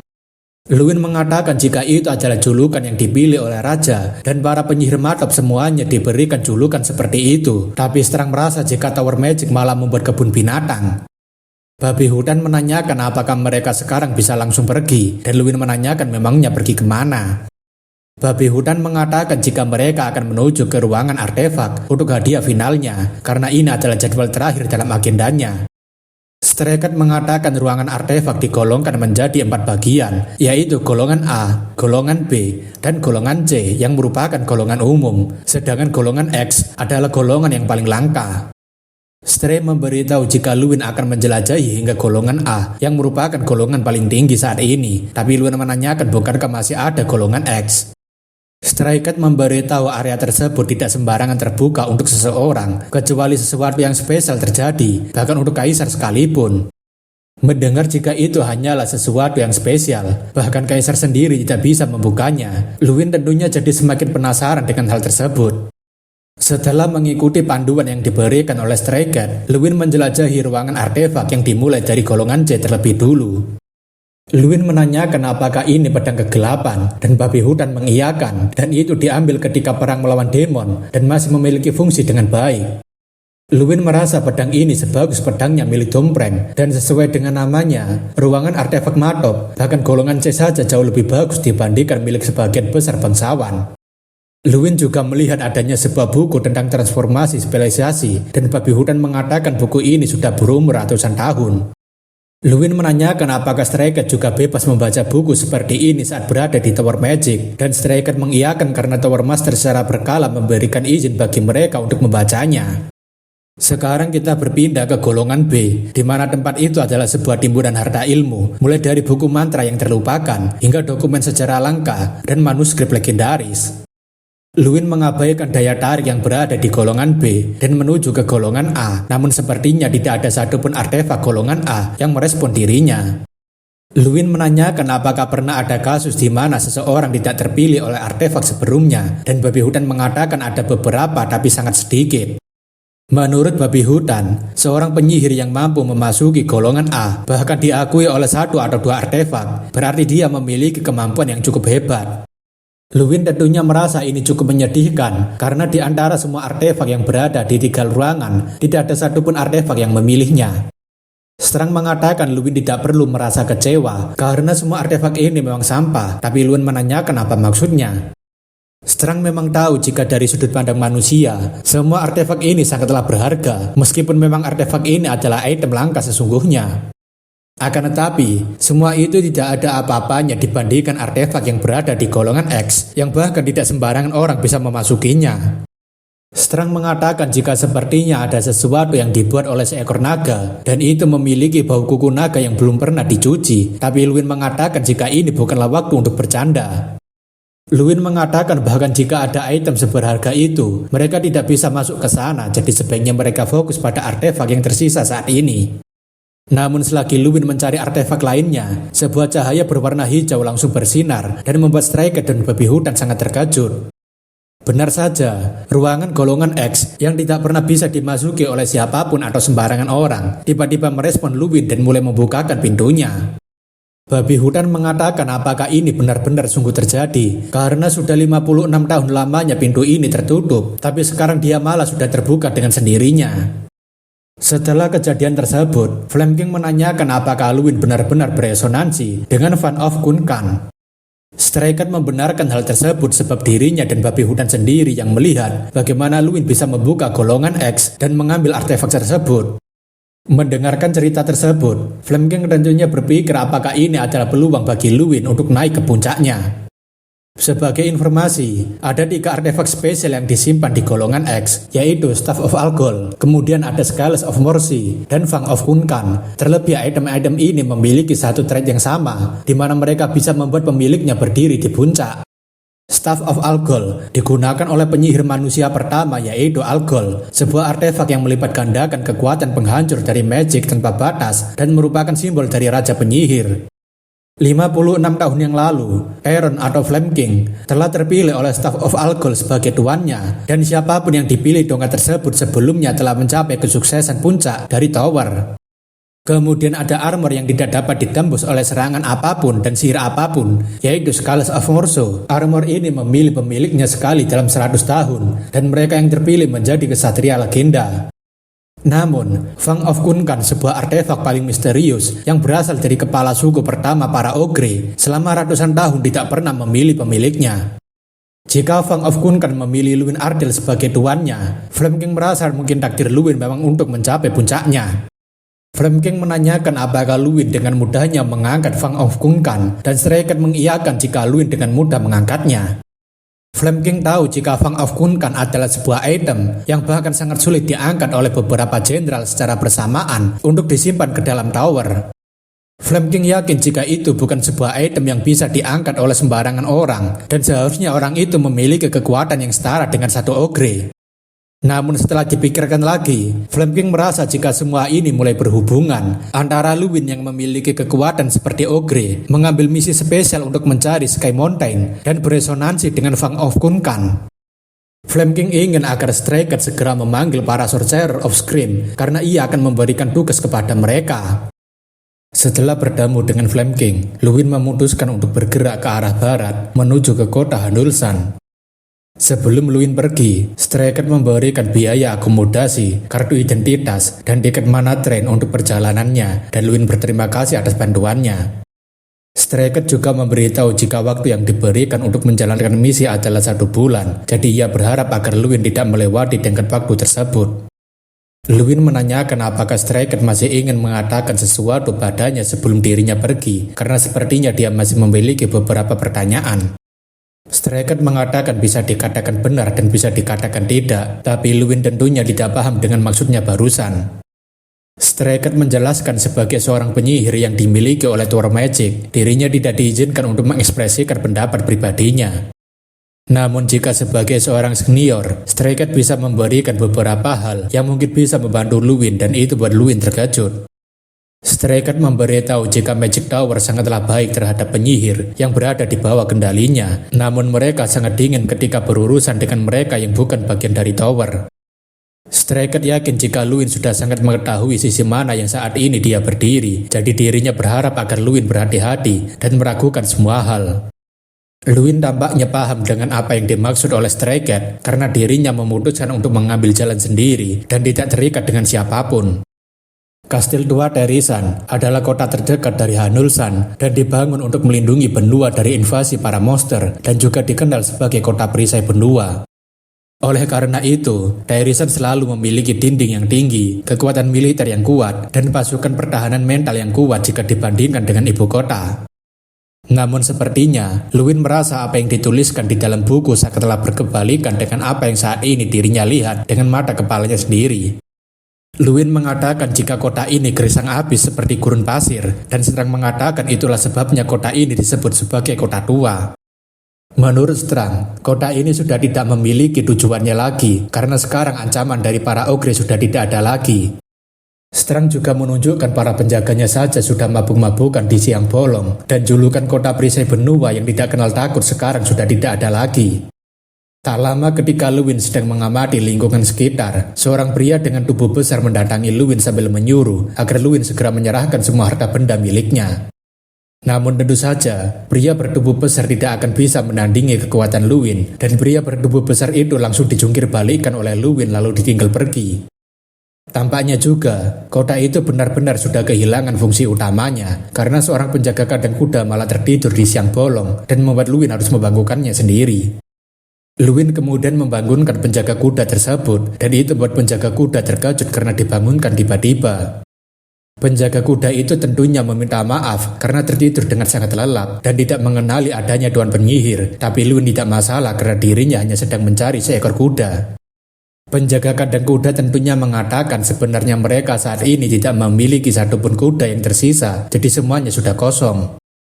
Luwin menanyakan apakah dia serius berbicara seperti itu, dan penjaga kuda membenarkan, tapi Luwin juga bisa memeriksa kandang kudanya juga. Luwin tentunya menanyakan apakah ada kandang kuda lainnya di sekitar sini, tapi pria itu mengatakan hanya ini satu-satunya di Terisan. Strang tentunya kesal karena kandang kuda macam apa yang tidak memiliki seekor kuda pun, dan Luwin tentunya sudah menduga jika kejadian seperti ini akan terjadi.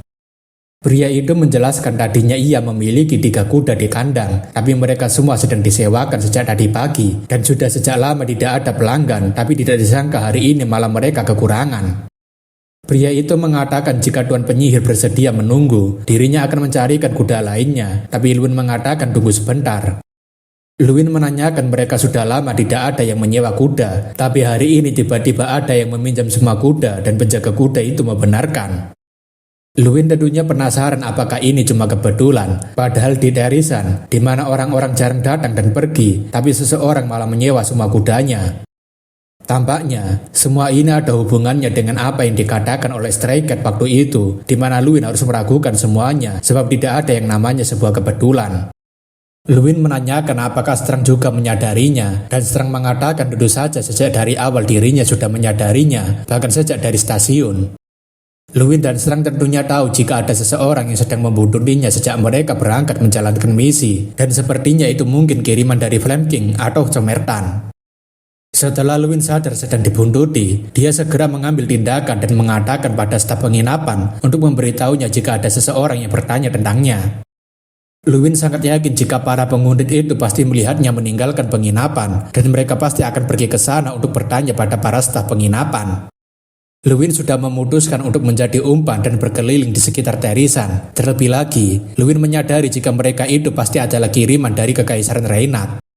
Tebakan Luwin cuma 2 orang, yaitu Somertan yang marah karena dirinya menolak tawaran naturalisasi, dan Flame King yang sangat ingin mengetahui tentang dirinya.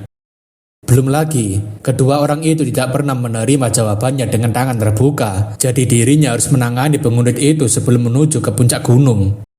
Luwin tidak bisa terus membiarkan orang-orang itu mengikutinya di saat dirinya sudah tahu di mana mereka berada. Beberapa saat kemudian, staf penginapan mengatakan jika dirinya tidak kedatangan satupun orang yang menanyakan soal Luwin. Luwin tentunya menanyakan apakah itu sungguhan, dan staf penginapan mengiyakan, meskipun saat ini dirinya cukup gugup setelah Luwin pergi tapi tidak ada seorang pun yang datang. Strang mengatakan jika staf penginapan ini berbicara yang sejujurnya, dan mungkin saja para penguntit itu tahu rencana Luwin. Staf itu kemudian mengatakan jika dirinya sempat mengalami kejadian aneh semenjak Luwin pergi, dan Luwin menanyakan kejadian seperti apa. Staf penginapan menceritakan jika setelah Luwin pergi, dirinya tidak bisa mengingat apapun dalam waktu 3 detik, seperti ada sebuah celah di dalam ingatannya. Staf penginapan sudah berusaha keras mencoba untuk mengingat apa yang terjadi dalam 3 menit tersebut, namun dirinya tidak mengingat apapun sama sekali. Strang yakin jika itu adalah main control, sebuah magic kelas 6 yang memasuki dan mengontrol pikiran lawan, sehingga lawan yang dikontrol kehilangan semua ingatan saat kejadian tersebut, dan sang pengontrol bisa mencuri ingatan lawannya. Luwin rasa jika tergelincir mereka lebih kuat daripada perkiraannya, dan jika mereka mencuri ingatan seseorang, mereka pasti sadar telah diketahui. Setelah masuk ke dalam kamarnya, Luwin melihat ada sebuah surat yang ditempelkan di dinding tempat tidurnya. Isi surat tersebut bertuliskan mereka tidak ingin mengancam keselamatannya, jadi mereka ingin agar Luwin tidak membuang waktu untuk mencari mereka dan melanjutkan saja misinya. Luwin tentunya kesal karena mereka menyelinap ke kamarnya dan meninggalkan sebuah pesan untuk memberitahunya agar tidak khawatir. Luwin tentunya merasa jika surat tersebut lebih seperti sebuah ancaman, dan sebaiknya mereka melihat siapa yang sedang mencoba mempermainkan siapa. Setelah membaca surat tersebut, Luwin langsung melompat keluar jendela dan mencari tempat untuk menjebak para penguntit itu. Strang menanyakan apakah Luwin sudah memikirkan cara untuk mengejar mereka, dan Luwin mengatakan jika dirinya memiliki rencana. Setelah turun, Luwin langsung membuka minimap miliknya dan melihat jika ada 3 orang yang sedang mengikutinya dari belakang. Luwin tentunya senang karena penguntit itu benar-benar mengikutinya, jadi sebaiknya dirinya mencoba untuk mencari tahu siapa saja yang mengejarnya. Luwin sambil berlari mengatakan, "Ayo terus ikuti aku, dan kita lihat siapa yang akan menangkap siapa." Dengan cepat, Luwin berlari menghindari sihir yang mengikutinya, dan Luwin merasa jika dirinya sedang berlari untuk peringkat pertama dalam turnamen triathlon. Pemimpin pengundit itu mengatakan sepertinya junior mereka secara terang-terangan mengajak mereka bermain seperti ini, jadi tak akan mengasihkan jika mereka menolaknya. Kedua pengundit itu mengatakan agar mereka segera menangkapnya, namun jangan sampai membunuhnya, dan kedua pengundit itu langsung pergi mengejar Luwin. Luwin benar-benar senang karena para pengundit itu benar-benar mengikutinya, jadi sebaiknya dirinya mempersiapkan permainannya dengan matang. Karena Luwin yang berlari begitu cepat, para pengundit itu tampaknya harus kehilangan jejak Luwin, tapi mereka masih tahu jika Luwin masih berada di sekitar sini. Pengundit itu mengatakan jika jejak Sorcerer of Scream milik Luwin Ardell telah menghilang, padahal jejak tersebut sangat sulit untuk dihilangkan. Kedua pengundit mengatakan jika bocah itu masih belum menghilang, melainkan bocah itu telah menunggu mereka di sini. Pengundit lain tentunya menanyakan bagaimana bisa kedua mengetahuinya jika Luwin sedang menunggu mereka padahal ia tidak merasakan keberadaan siapapun. Namun bersamaan dengan itu, Luwin langsung melompat dari tempat persembunyiannya dan membuat para pengundit itu sangat terkejut dengan kemunculan Luwin yang mendadak. Sebagai salam pembuka kepada senior, Luwin langsung memberikan pukulan pembuka dan membuat pengundit itu langsung tidak sadarkan diri. Dengan cepat, Luwin langsung menargetkan pengundit berikutnya, tapi sepertinya pengundit itu langsung merapalkan sihir perlindungan untuk menghentikan pergerakan Luwin. Namun sayangnya, perisai pengundit itu tidaklah cukup kuat untuk menahan pukulan Luwin, dan pengundit itu langsung terkena pukulan hangat dari Luwin. Hanya dalam hitungan detik saja, Luwin sudah berhasil mengalahkan kedua pengundit tersebut dengan serangan dadakannya. Akan tetapi, masih ada kedua pengundit yang sudah bersiap akan serangan dadakan Luwin, dan tampaknya orang itu cukuplah kuat sebab Luwin tidak sembarangan menyerang. Kedua pengundit sambil tertawa mengatakan jika dirinya penasaran dengan orang seperti apa Luwin Ardell ini, dan ternyata dia sungguh kuat seperti seorang monster. Luwin tentunya waspada dengan pria tersebut dan menanyakan siapa mereka sebenarnya, dan kenapa mereka mengikutinya bahkan sampai mengganggunya. Kedua pengundit mengatakan bukankah Luwin sudah tahu jika Tower Master yang mengirimkan mereka untuk melindungi junior muda, tapi Luwin mengatakan apanya yang melindungi, padahal mereka seperti memata-matai. Pria itu mengatakan hal itu sama saja, dan dirinya merasa sangat senang telah ditugaskan untuk mengawasi Luwin seperti ini. Pria itu kemudian menyobek kertas yang berisikan sihir teleportasi sambil mengatakan sampai jumpa lagi, dan pria tersebut langsung menghilang dan meninggalkan kedua anggotanya. Melihat dari tato yang berada di lehernya, Luwin yakin jika mereka adalah Evil Mage dan sedang menanyakan memangnya apa itu Evil Mage. Luwin memberitahu jika itu adalah sebuah organisasi rahasia dan yang dirinya ketahui hanyalah mereka adalah para penyihir yang berasal dari tower yang melakukan pekerjaan kotor. Organisasi Evil Mage yang diketahui dari organisasi tersebut hanyalah tato dan nama organisasi mereka, tapi apa yang dilakukan dan level anggota mereka tidak diketahui, bahkan identitas ketua mereka juga tidak diketahui. Strang menanyakan bagaimana pendapat Luwin setelah bertarung dengan mereka, dan Luwin mengatakan dirinya bisa mengatasinya, bahkan mereka lebih buruk dibandingkan peserta Grand Turnamen. Strang mengatakan jika Luwin masih belum mengkonfirmasi salah satu dari mereka tadi, karena Luwin mendadak saja menyerang mereka dan Luwin rasa itu benar. Jika dipikirkan, mereka bisa menggunakan sihir tingkat tinggi yaitu sihir kelas 6, jadi seharusnya mereka bukanlah lawan yang biasa-biasa saja. Strang menanyakan apa yang akan Luwin lakukan sekarang, karena kemungkinan orang itu masih mengikutinya dari kejauhan, dan tampaknya Luwin masih berpikir. Luwin mengatakan sepertinya langkah pertama yang harus mereka buat adalah membuat Evil Mage itu menunjukkan jadi mereka sendirinya, dan ia harus berpura-pura semuanya sudah aman. Keesokan harinya, Luwin langsung pergi menuju ke Sky Mountain karena dia sudah mendapatkan kuda yang bisa disewa. Perjalanan ke Sky Mountain adalah sebuah jalur yang melewati tanah gersang, namun Luwin rasa jika dirinya bisa dengan jelas merasakan telah mencapai tujuannya. Ketika sudah berada di dekat Sky Mountain, Luwin merasa dadanya bergetar dengan cukup kuat, seperti Force Circle-nya sedang mengguncang. Namun daripada itu, Luwin merasa cukup lega karena akhirnya dirinya telah sampai di dekat Sky Mountain setelah perjalanan jauh. Akan tetapi, Luwin merasa jika Sky Mountain tidak seperti apa yang dirinya bayangkan, terlebih kenapa pelindungnya benar-benar menghalangi pemandangan. Luwin menanyakan apakah Strang yakin jika tempat inilah di mana dia dan Draka tinggal selama ratusan tahun, dan Strang mengiyakan. Luwin menanyakan bagaimana caranya supaya mereka bisa masuk ke dalam sana, padahal penghalang ini tidak bisa bergeser sedikit pun setelah dipukul. Strang mengatakan bukankah para manusia pasti berpikir untuk menghancurkan pelindungnya agar bisa masuk ke sana, dan Luin mengiyakan jadi dirinya mau menghancurkan seperti yang Strang bilang sebelumnya. Strang mengatakan jika penghalang seperti ini sangatlah berbeda dengan penghalang lainnya, jadi pastinya penghalang ini tidak diperuntukkan bagi para manusia.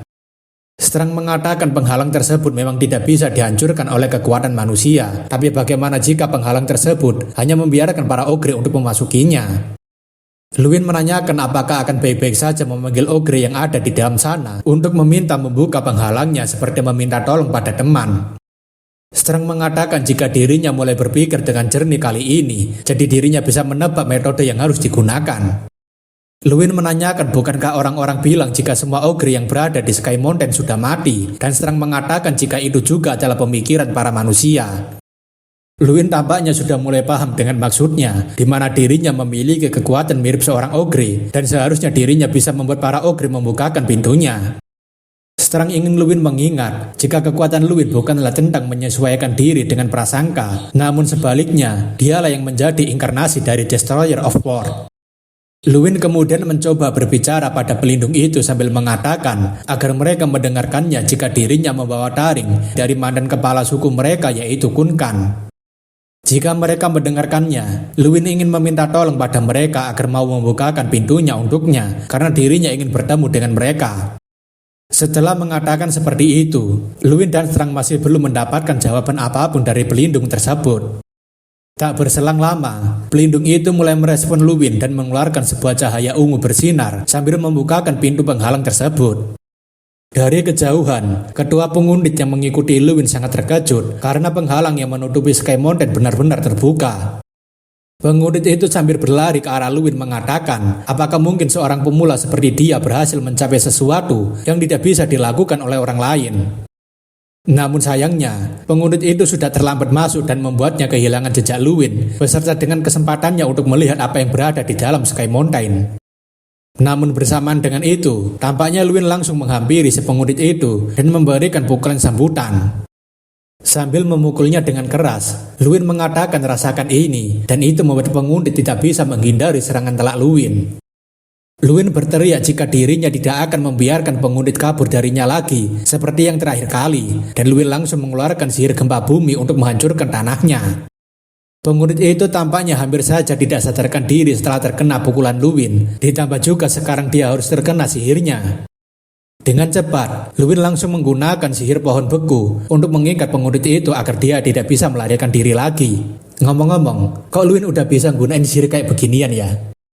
Ya, tapi bodoh amat lah dengan itu, terserah yang bikin komik. Pokoknya sekarang ini si penguntit akhirnya telah tertangkap oleh Luin dan tidak akan bisa kabur darinya. Penguntit itu tampaknya menyuruh agar Luin segera melepaskannya, tapi Luin membungkam mulutnya dengan pohon beku supaya dia tidak berisik. Luin menanyakan sudah berada di level berapa dia sekarang ini, dan mari selesaikan permainan polisi kejar maling sekarang juga. Namun tampaknya, selagi Luin menginterogasi ketua penguntit, sebuah siluet yang mirip seorang barbarian sedang melompat melewati Luin. Rupanya, orang itu adalah seekor ogre yang sedang mengincar kepala si ketua penguntit, dan itu tentunya membuat Luin sangat terkejut karena ada ogre yang datang dari belakang. Hanya dalam sekali pukulan saja, dan Luin jadinya ngeri dengan kekuatan ogre yang barusan menyerang itu. Ogre itu kemudian menanyakan siapa manusia ini sebenarnya dan kenapa dia bisa mengetahui tentang mereka dan membawa gigi kepala suku mereka.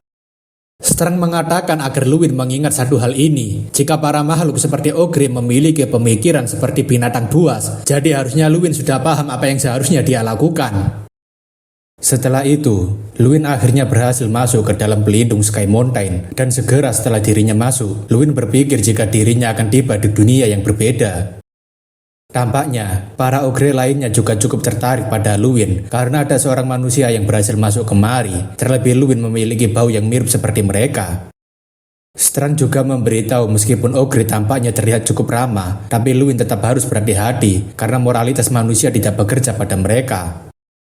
Untuk sementara, para ogre tidak akan melakukan apapun pada Luin karena memiliki Fang of Kunkan, tapi Luin juga tidak tahu kapan mereka akan membunuhnya.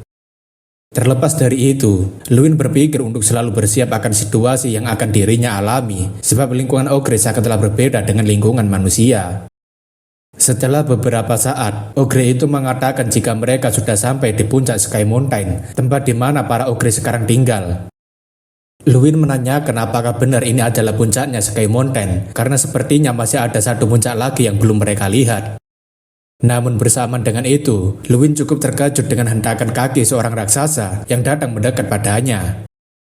Saat itu juga, Luwin akhirnya paham jika yang dimaksud sebagai puncak Sky Mountain bukanlah puncak gunungnya, tetapi puncak atau kepala suku ogre itu sendiri. Ogre dengan rambut berwarna putih kemudian mengatakan jika dirinya adalah kepala suku yaitu Harkan, dan Harkan menanyakan apakah manusia ini adalah orang yang memiliki artefak Kunkan. Luwin yang sangat terkejut tentunya berpikir jika ogre yang satu ini jauh lebih besar daripada ogre lainnya. Bahkan seingat Luwin, King Ram saja tidak sebesar ogre ini. Harkan mengatakan mereka akan menerimanya sebagai tamu, namun mereka belum memutuskan apakah dia akan mengoyak tubuhnya dan melemparkannya pada elang untuk dimakan mereka. Luwin mengatakan meskipun dirinya sudah pernah mengatakannya ketika meminta izin untuk masuk ke dalam penghalang, tapi dirinya tetap ingin memberitahu jika dirinya telah dipilih oleh Fang of Kunkan. Harkan mengatakan jangan sampai bohong, sebab Fang of Kunkan bukanlah sebuah item yang bisa digunakan oleh sembarangan manusia, tapi Luwin membantah jika itulah kenyataannya. Luwin kemudian menunjukkan Fang of Kunkan yang dibawanya, dan Harkan tentunya sadar jika itu adalah item Fang of Kunkan yang asli. Harkan rasa jika dia adalah manusia yang menarik, terlebih dirinya telah mencium bau manusia dari awal, dan dirinya juga mencium bau dari kekuatan. Luwin dengan percaya dirinya mengatakan apa yang dikatakan oleh kepala suku benar adanya, dan dirinya percaya diri bisa disebut sebagai orang yang kuat. Harkan sekali lagi menanyakan siapa sebenarnya manusia ini, dan kenapa dia datang kemari, tapi Luwin mengatakan jika dirinya memiliki sebuah urusan.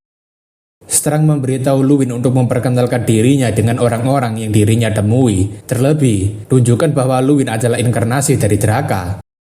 Luwin menanyakan apakah Harkan tahu tentang Drakagonia, seekor naga yang tinggal di Sky Mountain selama beberapa ratus tahun, dan itu tentunya membuat Harkan sangat terkejut. Harkan menanyakan bagaimana seorang manusia seperti dia mengetahui tentang nama Drakagonia, dan Luwin mengatakan jika dirinya mendengarkannya dari King Ram.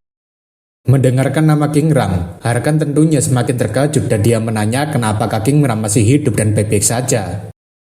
Luwin mengatakan jika King Ram masih hidup sebagai sebuah artefak di dalam Akademi Stella, dan King Ram sendiri bisa dikatakan sebagai salah satu profesornya profesor. Luwin mengatakan jika kepala suku memang penasaran dengan siapa dirinya sebenarnya, cerita yang sebelumnya telah memberitahunya secara tidak langsung. Luwin mengatakan jika dirinya adalah temannya King Ram, ogre yang dulunya menjadi kepala suku dari Sky Mountain dan memimpin para ogre. Dirinya juga menjadi salah satu manusia yang terpilih oleh Fang of Kunkan, di mana tidak ada seorang manusia yang pernah terpilih ataupun bisa membawanya. Selain itu, dirinya juga adalah manusia yang telah mewarisi kekuatan dari Destroyer of World, yaitu Draka, dan dirinya adalah Luwin Ardell. Luwin menanyakan apakah setelah mendengarkan semua penjelasannya ini, kepala suku akan tetap mengoyaknya dan melemparkannya untuk dimakan para elang. Kepala suku tentunya mengatakan tentu saja tidak, dan mereka akan menerima Luwin dengan segala yang dimiliki olehnya.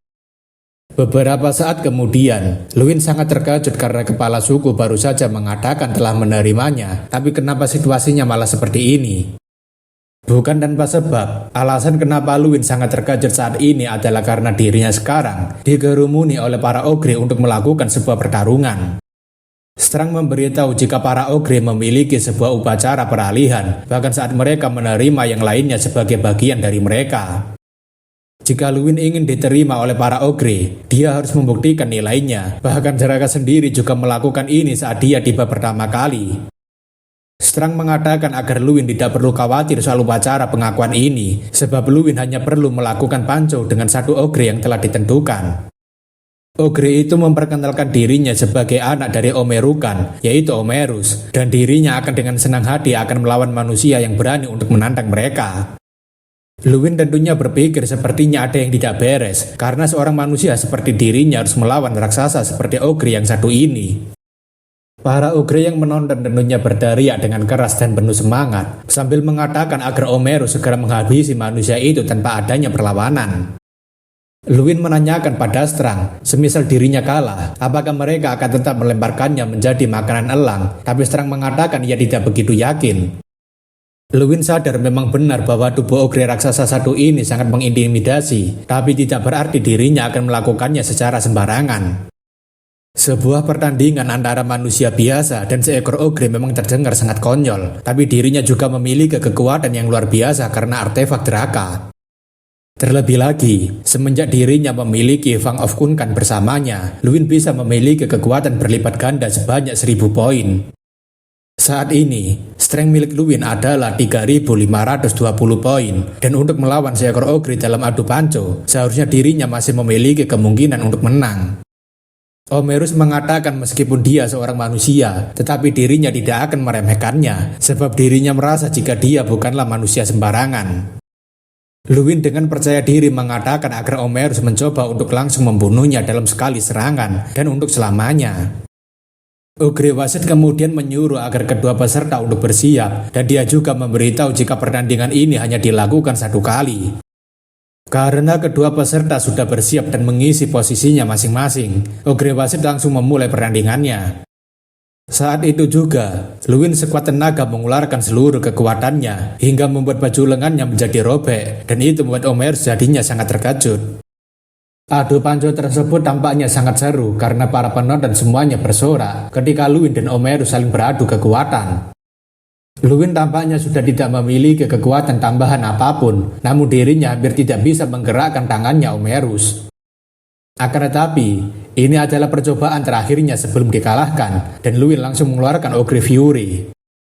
Namun berbeda dengan semangatnya yang menggebu-gebu, tampaknya Omerus dengan mudahnya bisa mengalahkan Luwin dengan begitu santai.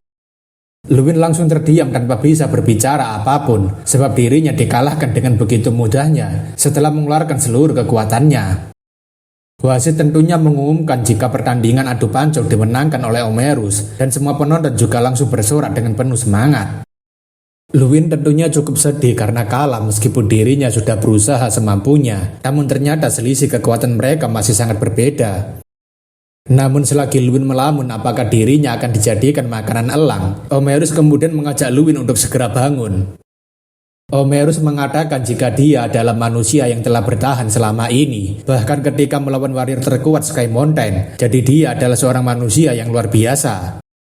Luwin tentunya berterima kasih atas dukungannya, namun bersamaan dengan itu, sebuah misi baru telah muncul di mana Luwin harus mendapatkan pengakuan dari para ogre dengan mengalahkan Omerus dalam adu panco. Strang mengucapkan selamat pada Luwin yang telah berhasil memenangkan hati para ogre saat ini, tapi Luwin menanyakan apakah Strang sengaja tidak memberitahunya, dan Strang mengatakan itu lebih menyenangkan. Luwin mengatakan bukankah Draka membutuhkan waktu sampai 17 tahun untuk memenangkan pertandingan melawan warrior terkuat, tapi dirinya akan melakukannya hanya dalam waktu 1 bulan. Sesaat setelah adu panconya berakhir, sebuah meja perjamuan yang melimpah dipersiapkan di atas puncak kecil untuk menyambut kawanan baru mereka, yaitu Luwin. Luwin mengatakan jika masakan ogre rupanya lebih lezat daripada perkiraannya, dan Strang setuju karena makanannya sangat kuat dan juga begitu lezat. Luwin penasaran kenapa para ogre lebih memilih untuk hidup mengasingkan diri mereka sendiri di dalam santuari ini, padahal mereka bisa begitu akrab dengan mereka.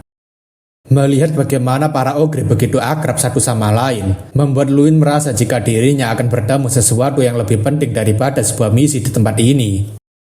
Tak lama, Omerus mendatangi Luwin sambil menanyakan apa yang sedang manusia kuat ini lakukan, dan Luwin mengatakan jika dirinya hanya sedang bersantai saja hari ini. Omerus menanyakan apa yang akan dilakukan Luwin dengan gigi dari mantan kepala suku pertama mereka, dan Luwin menanyakan memangnya Fang of Kunkan bisa dijadikan sesuatu. Omerus mengatakan jika manusia ini mau, dirinya akan membuatkan senjata untuknya, sebuah senjata yang cocok hanya untuk seorang manusia. Kembali pada saat Luwin mendapatkan Fang of Kunkan, Luwin menanyakan memangnya ini artefak apa, karena tidak memiliki bentuk seperti sebuah senjata. Strang mengatakan jika ini adalah taring dari ogre yang mewarisi tekad terkuat, tapi Luwin mengatakan bukan itu maksudnya, sebab bagaimana caranya ia menggunakan gigi ini.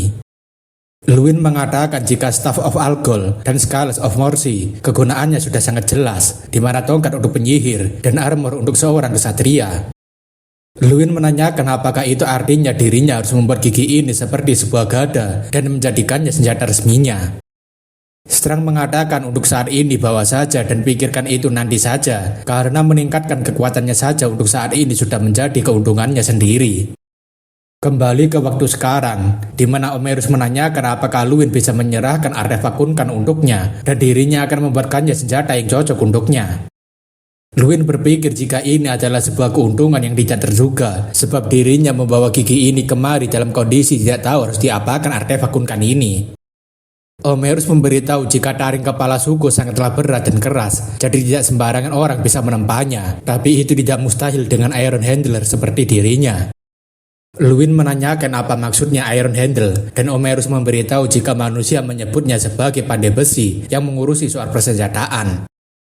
Omerus menanyakan apakah manusia kuat memiliki bentuk senjata spesifik yang ingin dia inginkan, sebab mungkin saja apa yang dibuatkannya nanti kurang cocok untuknya. Luwin tentunya mengatakan jika Omerus tidak keberatan, maka dirinya memiliki permintaan khusus dalam membuat senjata untuknya nanti. Setelah setengah bulan berlalu sejak Luwin memasuki Sky Mountain, dia sekarang tampaknya sudah terbiasa mengikuti kehidupan para ogre. Seekor ogre yang sedang berburu kemudian memberitahu agar Luwin segera pergi ke sana dan menghadang mangsanya. Selama waktu tersebut, Luwin menghabiskan waktunya untuk membantu para ogre dalam memburu. Bahkan Luwin sekarang ini sudah seperti satu ras dengan para ogre. Selain itu, Luwin juga melakukan latihan yang belum sempat dirinya lakukan, entah itu sebelum memulai berburu ataupun setelah berburu. Luwin benar-benar senang karena dirinya bisa meningkatkan kekuatannya lebih maksimal setelah dirinya bergabung dengan para ogre ini. Namun ada satu hal yang mengambil sebagian besar porsi waktunya, dan itu adalah melanjutkan pertandingannya melawan Omerus setiap harinya. Wajah Strang sendiri tampaknya cukup lelah melihat bagaimana Luwin sudah dikalahkan 15 kali dalam pertandingan 15 kali setiap harinya. Omerus yang selalu ditantang tentunya senang karena Luwin begitu bersemangat adu panco dengannya, tapi Luwin mengatakan jika ini benar-benar adalah sesuatu yang sulit. Strang mengatakan agar Luwin tetap bersemangat karena dirinya melihat bahwa Luwin sudah semakin membaik dari hari demi hari. Omerus setuju dengan hal itu karena Luwin mulai menggunakan seluruh tenaganya tanpa membuat tenaga berlebihan tersebut berkurang, dan Luwin berterima kasih atas sarannya. Dengan saran dari Omerus, Luwin perlahan menemukan bagaimana cara menggunakan kekuatannya dengan benar, dan waktu bertahannya semakin meningkat setiap hari. Luwin mengatakan jika dirinya harus menang melawan Omerus sebelum dirinya meninggalkan tempat ini, dan Omerus tentunya jadi terkejut. Luwin menanyakan apakah Omerus baru saja terkejut, tapi Omerus mengatakan tidak mungkin seorang manusia bisa menang adu panco melawannya. Beberapa hari kemudian, Omerus sangat tidak menyangka dengan perkembangan Luwin yang sekarang dan sudah bisa menundukkannya. Strang tentunya juga ikutan terkejut karena dalam 17 pertandingan, Luwin telah memenangkan pertandingannya satu kali setelah beberapa kali dikalahkan. Luwin benar-benar bangga karena akhirnya dirinya bisa menang melawan Omerus, dan misi untuk diakui oleh para ogre akhirnya telah selesai. Omerus mengatakan jika dia adalah manusia yang terus mengejutkannya berulang kali dengan perkembangannya, dan Omerus mengakui jika dirinya telah dikalahkan oleh Luwin Ardell. Luwin mengatakan jika ini adalah pertama kalinya Omerus memanggilnya dengan sebutan namanya setelah mereka cukup lama bersama. Omerus mengatakan sepertinya Luwin sudah siap untuk menerimanya, dan Luwin tentunya menanyakan memangnya siap untuk menerima apa. Luwin menanyakan apakah Omerus bermaksud untuk menunjukkan barang yang telah selesai jadi itu, dan Omerus menyuruh agar Luwin segera datang padanya. Omerus mengatakan sebenarnya benda itu sudah selesai sejak lama, tapi dirinya menunggu waktu yang tepat untuk menyerahkannya, dan Luwin menanyakan kenapa tidak langsung saja memberikannya. Omerus mengatakan dirinya menunggu hari di mana Luwin bisa mengalahkannya, dan ia tidak berniat untuk memberikannya sebelum Luwin mengalahkannya. Terlebih keinginan kepala suku adalah item yang penting bagi mereka. Luwin tentunya berpikir jika dirinya hampir diperdaya oleh Omerus dengan menyerahkan artefaknya dan menyuruhnya untuk tetap di sini sampai mengalahkannya. Omerus kemudian memberikan senjata yang telah selesai dirinya buat, dan sekarang senjata ini telah resmi menjadi miliknya Luwin. Benda tersebut adalah sarung tangan Kunkan, di mana sarung tangan tersebut bisa meningkatkan strength sampai 2000 poin dan memiliki potensi untuk bertumbuh. Melihat bagaimana artefak dengan bentuk sarung tangan yang dibuat dengan memecahkan taring Kunkan dan melemparkannya ke sarung tangan, Luwin rasa senjata ini adalah senjata yang paling cocok untuk digunakan seorang penyihir jarak dekat seperti dirinya. Omerus menanyakan bagaimana pendapat Luwin tentang hasil pekerjaannya, karena dirinya membuatnya ke dalam bentuk yang paling sempurna untuknya. Luwin tentunya mengatakan jika ini lebih dari sekedar menakjubkan, bahkan dirinya merasa semakin tangguh hanya dengan 2000 strength, dan Luwin mengatakan dirinya ingin meminta Omerus untuk memanggilkan semua ogre Sky Mountain. Beberapa saat setelahnya, semua ogre Sky Mountain akhirnya telah berkumpul karena Luwin menantang mereka dalam adu panco 1 melawan 100. Para ogre yakin jika manusia itu telah mengalahkan Omerus, tapi menantang mereka seperti ini sangat melukai harga diri mereka, dan mereka tentunya harus menerima tantangan tersebut. Dari sudut pandang para ogre, tantangan Luwin bisa disebut sebagai sebuah saran yang arogan, tapi tampaknya semua ogre masih dalam suasana yang baik. Sesuai dengan tradisi para ogre yang mementingkan kekuatan dan suka bertarung, hal seperti ini tentunya membuat mereka menanggapinya dengan penuh semangat dan kompetitif. Strang mengatakan jika hal seperti ini mengingatkannya pada masa lalunya, di mana Draka juga pernah melakukan hal yang serupa seperti Luwin. Akan tetapi, Draka hanya bisa mengalahkan 17 ogre dalam waktu 30 tahun, jadi kasusnya berbeda dengan Luwin, dan Luwin mengatakan dirinya tidak bisa hidup selama naga, jadi dirinya harus melakukannya dengan cepat. Luwin berpikir jika dirinya yang dulu sudah pasti sangat mustahil untuk melakukannya. Namun apa yang dirinya rasakan setelah memakai sarung tangan Kunkan membuatnya merasa tidak akan pernah kalah. Wasit Panco kemudian memberikan aba-aba agar kedua penantang segera bersiap dalam posisinya masing-masing. Ketika wasit Panco sudah berteriak mulai, Luwin dengan segenap tenaganya mengerahkan kekuatannya untuk mengalahkan ogre yang berada di depannya ini dalam sekali gerakan. Alhasil, Luwin berhasil mengalahkan penantang ogre pertama dan pertandingan adu panco 1 melawan 100 terus berlanjut. Omerus menanyakan apakah Luwin yakin akan kembali sekarang, dan Luwin mengatakan tentu saja karena dirinya harus segera kembali ke Leverdine untuk membuat laporan. Omerus berterima kasih pada Luwin karena telah membuat para ogre di sini mendapatkan sebuah kenangan yang tidak akan pernah terlupakan. Luwin tentunya senang karena akhirnya dirinya bisa mengetahui jika ras ogre masih baik-baik saja, dan Luwin mengatakan dirinya telah mendapatkan banyak pelajaran di sini. Luwin kemudian menjulurkan tangannya, tapi Omerus menanyakan kenapa Luwin masih ingin adu panco lagi, padahal dia telah mengalahkan 100 ogre. Luwin mengatakan jika bukan itu yang dimaksud, karena yang beginilah namanya sebuah jabatan tangan yang dilakukan oleh para manusia, dan Omerus tentunya memegangi tangan Luwin. Luwin memberitahu jika ini adalah cara manusia untuk saling memberikan salam saat mereka senang bertemu seseorang ataupun berpisah dengan temannya. Setelah berjabat tangan tersebut, Luwin dan para ogre mengucapkan sampai jumpa seperti apa yang Luwin beritahukan pada mereka, dan sudah waktunya bagi Luwin untuk kembali ke tempat asalnya. Di dalam menara milik Flame King, dia menanyakan apakah ada berita dari mereka, tapi Stray Cat mengatakan tidak ada apapun yang mencolok. Flame King heran kenapa tidak ada berita apapun tentang Evil Mage, padahal sudah sejak lama keduanya kembali dengan luka parah, namun masih belum ada berita apapun sejak mereka memutuskan untuk mengejar Luwin lagi. Terlebih lagi, sihir pelacakan yang mereka pasang pada Luwin tidak berhasil, dan mereka juga tidak bisa merasakan adanya keberadaan manusia di sekitar Sky Mountain. Flame King mengatakan sepertinya mereka telah dikecoh oleh Luwin Ardell, sehingga mereka tidak bisa menemukan atau mencari keberadaannya sekarang. Namun tak lama, seseorang datang sambil mengatakan jika dirinya memiliki sesuatu yang ingin dilaporkan pada Tower Master. Flame King tentunya langsung mengatakan ada masalah apa, dan pria itu mengatakan jika Luwin Ardell baru saja sampai di Leverdine beberapa saat yang lalu.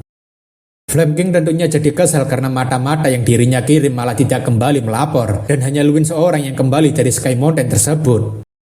Flame King kemudian menyuruh agar mereka segera memanggil Luwin Ardell untuk segera menghadap padanya dan memberikan laporan terkait misinya di Sky Mountain.